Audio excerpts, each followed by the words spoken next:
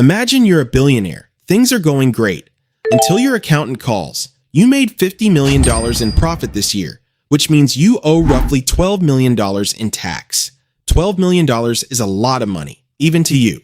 So you call someone who specializes in making large numbers quietly disappear, and they tell you something strange. Buy a painting. Not just any painting, an ugly one. This sounds like a joke. It isn't. This is one of the most effective, most widely used, and most completely legal tax strategies in the world. Look at these two paintings. One is a cottage, golden light, a little garden, the kind of thing that ends up on a jigsaw puzzle box. Technically skilled, pleasant, forgettable. The other looks like someone spilled red and blue paint on a canvas and left for lunch. One of these sold for $350. The other sold for $75.1 million. Take a guess which one. If you guess the cottage, you're wrong, and you're not alone. Almost everyone gets this wrong. The $75 million painting is a Rothko, 3 rough rectangles. That's it. The people who paid $75 million for it didn't do it because they love red and blue rectangles. They did it because ugly paintings make extremely convenient financial tools. And by the end of this video, you'll understand exactly why, and you'll never look at a modern art gallery the same way again. Let's start with the oldest trick in the book. Say you bought a painting 10 years ago for $1 million. Today, it's worth $10 million. Nice. You're up $9 million. If you sell it, you owe capital gains tax on that $9 million profit. Roughly 20 to 28% depending on where you live and how good your accountant is. Call it $2 million to the government. But here's the loophole. There's a rule called a like-kind exchange. It comes from real estate. The idea being, if you sell one property and immediately buy a similar one, the IRS treats it as an exchange, not a sale. No sale. No capital gains tax. For decades, art collectors borrowed this exact rule. Sell the $10 million painting. Buy a different painting worth $10 million or more. On paper, you haven't sold anything. You've exchanged. The $9 million gain, never taxed. Just keep doing this. Painting after painting, exchange after exchange. The gain's compounding. Tax-free forever. It's basically the world's most expensive game of swapsies. Except instead of trading a shiny marble for a slightly shinier marble, you're trading a Picasso for a different Picasso, and somehow avoiding $2 million of tax in the process. In 2017, this loophole got closed. For most assets, real estate, closed, equipment, closed, art, still open. Somebody, somewhere, fought very hard to make sure the painting carve-out survived. We don't know who, but we can probably guess what they had hanging in their hallway. So, you've bought your ugly painting. What now? You don't hang it up, you send it to a warehouse, specifically a Freeport. A Freeport is a special storage facility that is, legally speaking, treated as if it exists outside the country it's physically located in. I want you to sit with that for a second. It's a building in Switzerland, full of paintings worth more than some countries' GDP. And legally, it's nowhere. The most famous one is the Geneva Freeport. Inside an estimated $100 billion worth of art. Most of it has never been displayed, never been photographed, never been seen by another human being since the crate was sealed. Somewhere in Switzerland right now, there is probably a $40 million painting sitting in the dark, wrapped in protective foam that nobody has looked at in over a decade. It is, genuinely, the world's most expensive storage unit. Somewhere between a Picasso and a box of old Christmas decorations, except the Picasso never gets taken out at Christmas either. Why does this matter?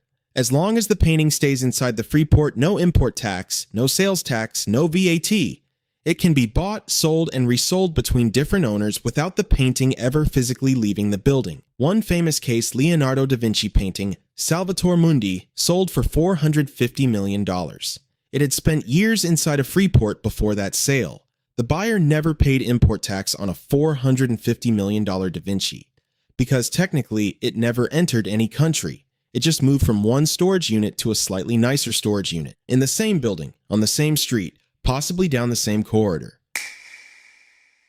Stage 3. This is the part that sounds completely made up. It is not made up. You buy a painting for $1 million. You get it appraised. The appraisal comes back at $5 million. You donate it to a museum, you get a tax deduction. Not for what you paid, for what it's worth. $5 million deduction. At the top tax rate, that's close to $2 million off your tax bill. Read that again. You paid $1 million. You just saved nearly $2 million. You have made money by giving something away. If you tried this with, say, a sofa, I bought this sofa for £200, but I had it appraised and it's actually worth £1,000. So I'd like a tax deduction for donating it to the British Heart Foundation. Someone would have questions, but with art, the questions mostly don't come. Because who decides it's worth $5 million? An appraiser, who is often connected to the very gallery that sold you the painting, who would quite like your business again next year. It's a bit like asking your mate to value your car before you sell it to the tax man. Funny how it's always worth slightly more than the AA guide says. The IRS actually has an entire department for this, the Art Advisory Panel, created specifically because so many of these donation appraisals were, let's say, optimistic. Even with a panel of experts reviewing things, the whole system relies on one shaky foundation. Nobody really knows what a painting is worth. There's no factory price, no market rate, often no comparable sale, because half these paintings have never been sold before. Worth is whatever the appraiser writes down. Stage 4. And this one is almost too clever. Say you own a Basquiat worth $20 million. Instead of donating the whole thing, you donate 10% of it to a museum. The museum now owns 10%. You own 90%. The painting still hangs in your house. The museum gets the painting 10% of the time, maybe a few weeks a year. Sometimes in practice, never. But you get a tax deduction for 10% of $20 million, $2 million. The painting never left your wall. Next year, you donate another 10%, another $2 million deduction. Same painting, same wall. You can keep this up for up to 10 years, slicing off another 10% each year, getting another deduction each year, on a painting that, functionally, has never moved. One tax lawyer described this arrangement as, and I'm not making this up, like divorced parents sharing custody of their kids, except the kid is a painting. The custody is mostly theoretical, and the only thing that actually moves every single year on schedule is your tax bill. So, now let's go back to the start. Why does any of this require the painting to be ugly? Here's the answer. A beautiful, technically skilled painting a landscape. A portrait, people can judge it. That's a nice painting, probably worth about £5,000. There's a reference point. Skill is visible, comparison is possible. If you tried to get a tax deduction claiming that cottage painting was worth $5 million, the appraiser, the IRS, and possibly your own grandmother would all say the same thing. Don't be ridiculous. A Rothko 3 rectangles of color, nobody can say with confidence what that's worth. $10,000? $10 million? $75 million? There's no skill to measure, no technique to compare. No, this clearly took longer, so it must be worth more. The value is entirely what someone with a clipboard says it is, which makes it the perfect vehicle for a system where the appraisal is the mechanism.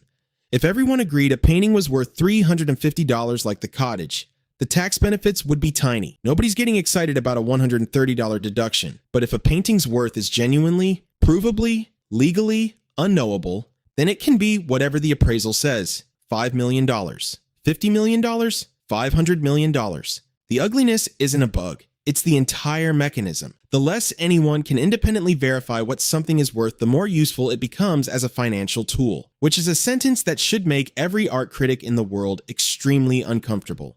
So here's where we land. The cottage, $350. Nice. Skilled. Everyone agrees what it's worth. Completely useless to a billionaire's accountant. The Rothko 3 rectangles, $75.1 million.